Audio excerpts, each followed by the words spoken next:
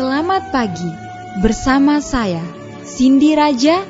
Mari awali aktivitas dan pelayanan Anda melalui renungan pagi bersama Allah di waktu fajar. Dengan doa dan bimbingan darinya, kita dapat diyakinkan bahwa pada hari yang mulia itu, ketika Yesus kembali untuk mengklaim miliknya, bahwa kita akan menunggunya di sana dengan tangan terbuka dan disambut ke hadiratnya yang kekal. Ditulis oleh Ellen G. White bersama Pendeta Denny Kanajo. Selamat mendengarkan. Shalom, selamat pagi para pendengar yang diberkati oleh Tuhan dimanapun Anda berada saat ini. Kita akan sama-sama mendengarkan firman Tuhan melalui audio renungan pagi pada tanggal 5 Agustus 2022 dengan judul Kami Merasa Malu. Sebelum kita melanjutkan bacaan renungan kita pada pagi hari ini, kembali saya mengajak semua para pendengar yang setia untuk berdoa bersama-sama. Bapa kami yang bersemayam di dalam takhta kerajaan surga, terima kasih Tuhan Yesus oleh karena kasih dan rahmat-Mu begitu besar bagi kehidupan kami, lebih khusus panjang malam di dalam pembaringan kami, hingga tiba di pagi hari ini kami dibangunkan dengan tubuh sehat dan segar. Sebelum kami melakukan segala tugas pelayanan pekerjaan kami sepanjang hari ini, kami rindu untuk belajar mendengarkan firman Tuhan. Curahkanlah kepada masing-masing kami kuasa Roh Kudus-Mu.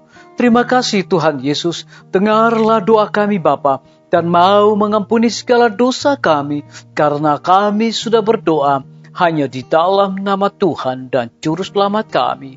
Amin. Ayat inti kita terambil di dalam Yeremia 3 ayat yang ke-25, demikian firman Tuhan. Maka biarlah kita berbaring dengan perasaan malu, dan biarlah noda kita menyelimuti kita, sebab kita telah berdosa kepada Tuhan Allah kita, yakni kita dan nenek moyang kita dari masa muda kita sampai hari ini. Dan kita tidak mendengarkan suara Tuhan Allah kita. Mari kita ikuti penjelasannya. Tanpa pertobatan dan pembaharuan yang sejati, maka pengakuannya tidak akan diterima Allah. Harus ada perubahan yang pasti di dalam kehidupan. Segala sesuatu yang sifatnya menentang Allah haruslah dibuang. Inilah hasil yang murni dari penyesalan kita akan dosa itu. Pekerjaan yang hendak kita lakukan amat jelas dipaparkan di hadapan kita. Basuhlah, bersihkanlah dirimu. Apabila dosa sudah mematikan ajaran-ajaran moral, maka orang-orang yang berdosa tidak akan dapat lagi melihat kekurangan tabiatnya ataupun menyadari hebatnya kejahatan yang telah dilakukannya. Jadi kecuali dia menyerah dalam kuasa Roh Kudus yang meyakinkannya, maka dia masih tetap buta terhadap dosa-dosanya. Pengakuan-pengakuan yang diadakannya tidak sungguh-sungguh dan tulus hati.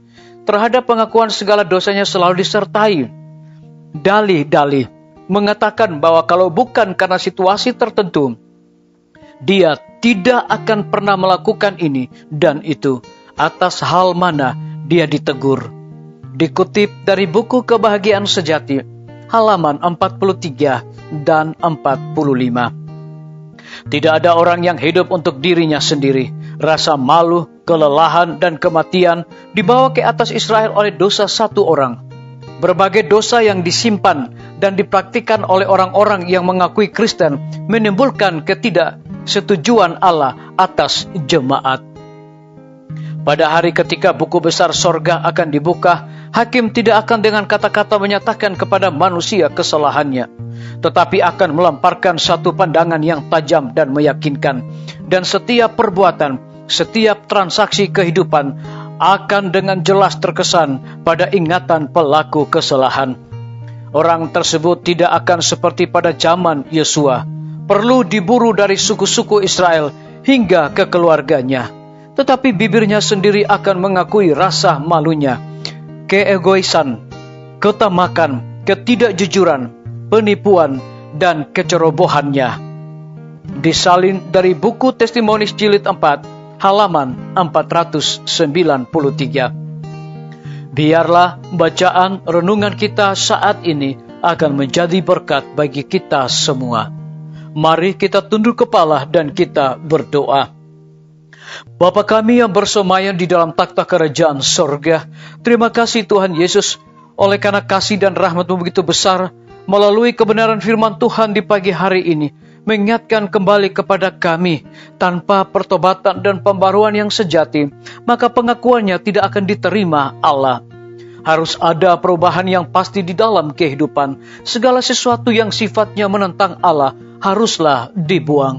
Terpujilah nama Tuhan. Pada pagi hari ini hamba berdoa untuk pemerintah kami.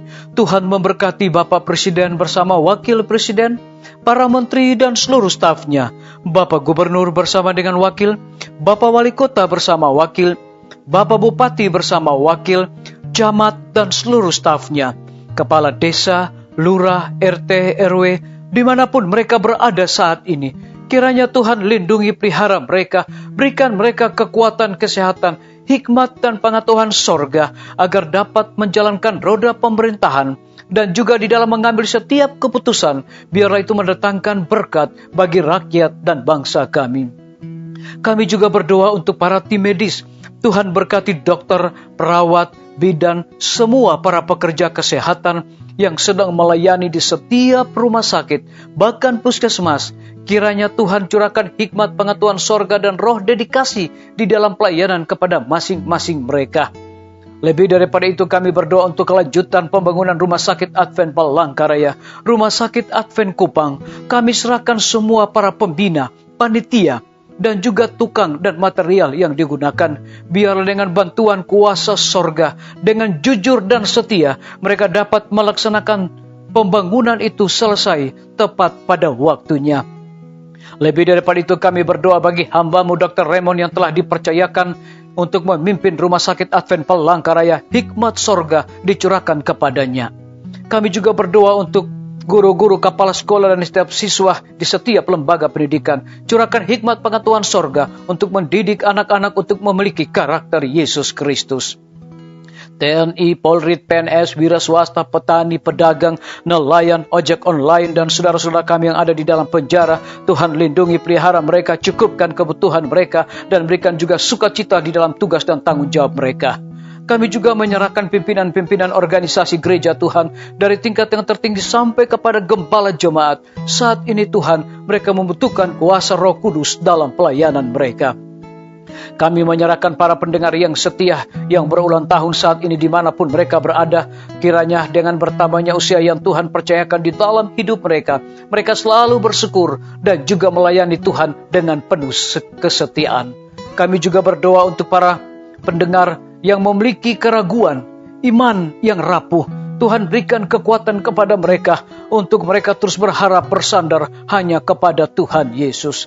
Terima kasih Bapa yang baik. Dengarlah doa kami Tuhan, dan mau mengampuni segala dosa kami, karena kami sudah berdoa hanya di dalam nama Tuhan dan Juru Selamat kami. Amin. Sampai jumpa. Tuhan Yesus memberkati kita semua.